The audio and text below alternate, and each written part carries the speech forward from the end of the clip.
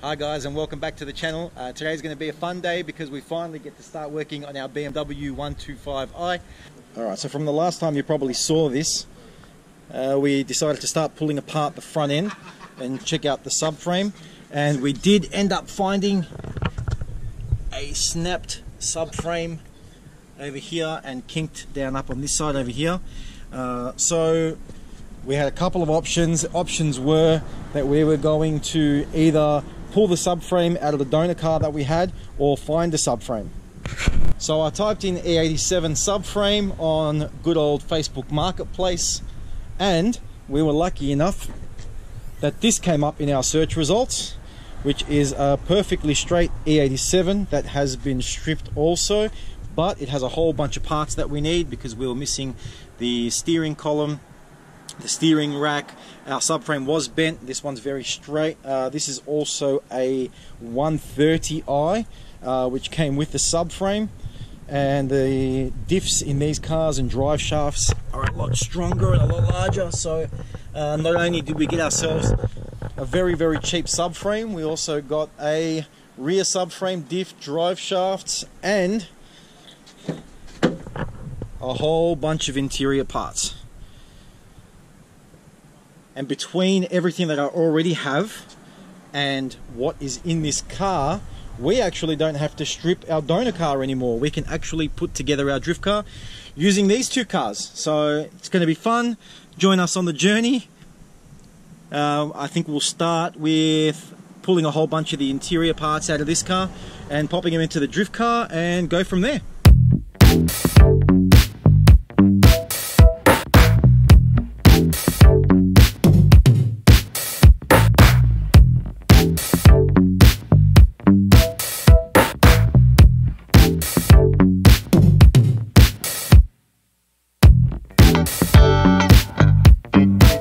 Super excited. There was an absolute plethora of parts in that car.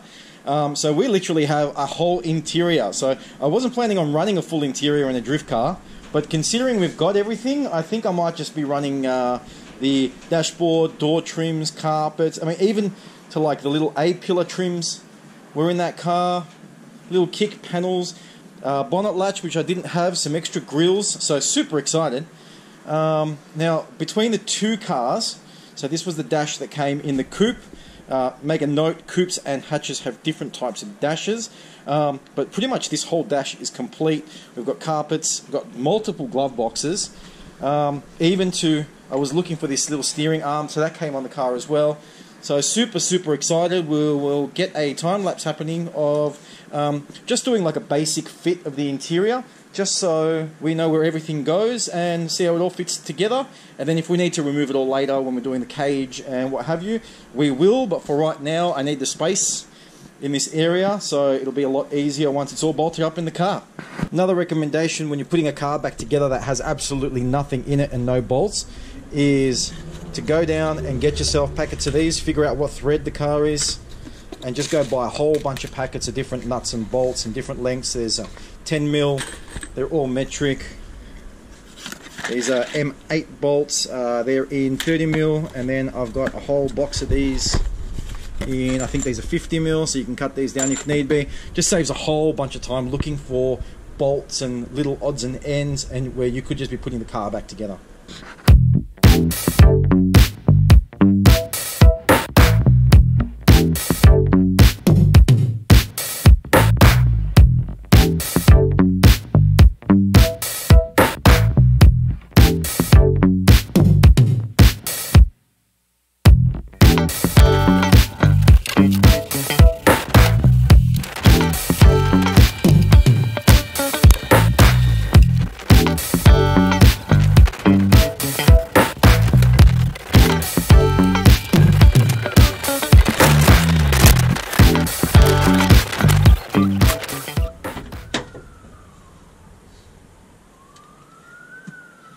Alright, so here's the situation where I was talking about those bolts. Instead of having to scrounge around now and look for them, literally just walk to the box, get them. So I've got to put these little brackets in.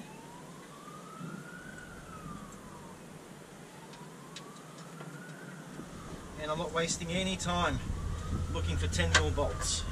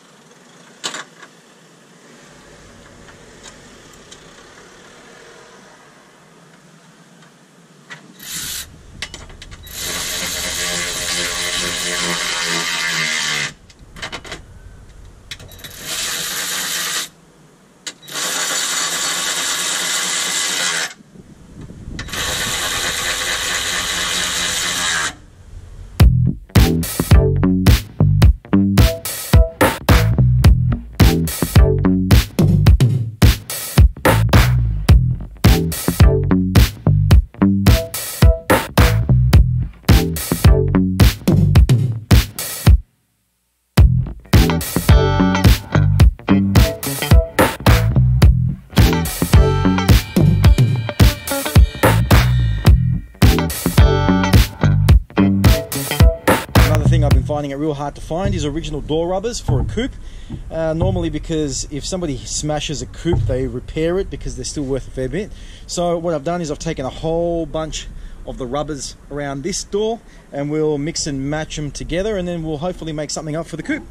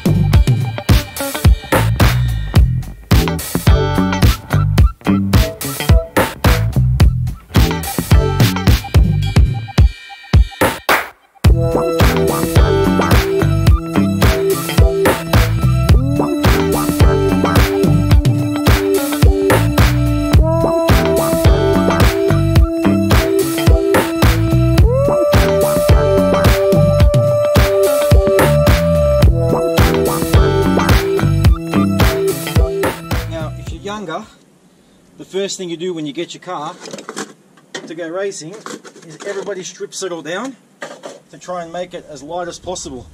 But you know what? For the sake of 500 grams, say each side, 1 kilo, I carry a passenger all the time, so it's normally about 100 kilos extra. So it's not really going to make that big a difference by pulling off your door trims. And I like the idea of having nice smooth panels on the doors, so let's get this door trim on.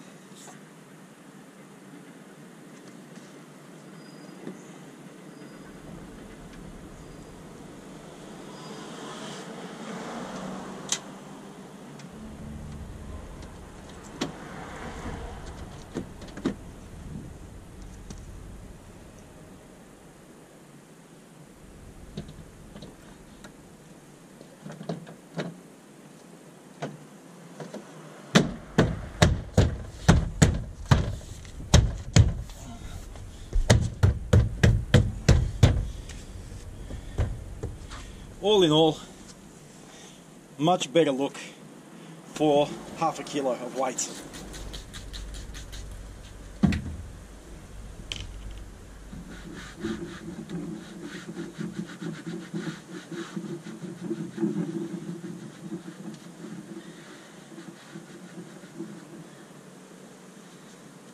Now, you may ask, why do I want a race car with interior? And that's because I've had too many stripped out cars. My FDR X7 is extremely stripped out, is literally just roll cage seats and a made up dash. And I just feel it might be a little bit more comfortable having a full interior. Also, it takes a whole bunch of the vibration out. Just, I guess, to feel a little bit more comfortable. And I want this to feel more like a street car modified for drifting, even though predominantly it's going to be my competition car. So interior is coming along quite well, better than what I expected, to be honest. So it's all original dash from a coupe, which is different to the hatch. Luckily we had this dash and a whole bunch of pieces, and I will be running the center console.